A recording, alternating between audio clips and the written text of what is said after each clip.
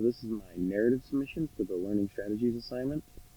I did Jean Piaget's four-step model of the mind process, starting with sensor motor, going to pre-operational stage, then concrete operations, and then formal operations. Just talking about the really basic points that were associated with them: understanding self and reality, needing concrete physical situations, abstract thinking, conceptualization, logical structures, deductive and hypothetical reasoning. I have a graph here that shows the development of children's mental development, and here it talks a little about children can understand conservation, variation, and classification. Those are just like basic mental skills that younger children can't understand. This talks a little about mind blindness, because Piaget comments that it's the development of the egocentric to non-egocentric thinking, and mind blindness is kind of quintessential not egocentric thinking.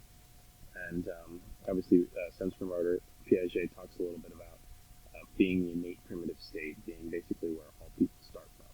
So that's kind of just a little background on that. All right, so starting with why I chose the cognitive theory. I first selected it because it had the most sources, to be honest with you, but looking at them, I noticed that it had a lot of background information in terms of the development of children moving from young age to an older age, and how they're able to do more things just as they get older, and that's kind of been very representative of my own personal experience. So a couple things that were new for me was talking about Strick's functional content theory, that learning has everything to do with a person's environmental influences, and that's generally been my experience, that people can't learn and they can't develop and grow as people unless they have strong supportive roles in that around them, including teachers and mentors and parents. And one thing I really like too is this comment that adults don't tend to want to learn something that isn't specific to their work, and adults want to be educated based on current life situations. So it kind of goes back a little bit, connecting to Piaget's point of mental development, and after a certain point, people don't want to revert back, and they kind of become entrenched in these certain thresholds, I guess. And I think that's really important for understanding why education is so important at a young age. And going back to the Theory of Mind article, there's the ability to perceive the perspective of others and influence on their behavior. And the difference kind of between egocentrism and mind blindness, and how all of those basic behaviors have to be learned. I also wanted to reference what I learned from the Madeline metacognition article, just about declarative knowledge and procedural knowledge. That was really new for me. Just a person understanding their own capabilities and like basic task knowledge. Procedural knowledge, you can have a baseline of understanding of how to do something, like how to fix an electrical box, but actually being able to understand what you're capable of and being able to improve yourself, I think, is a really important skill to have. So for me, I think learning theories can be really valuable in actually teaching, just trying to understand where a kid is and what you can teach them and what you're going to be capable of teaching them.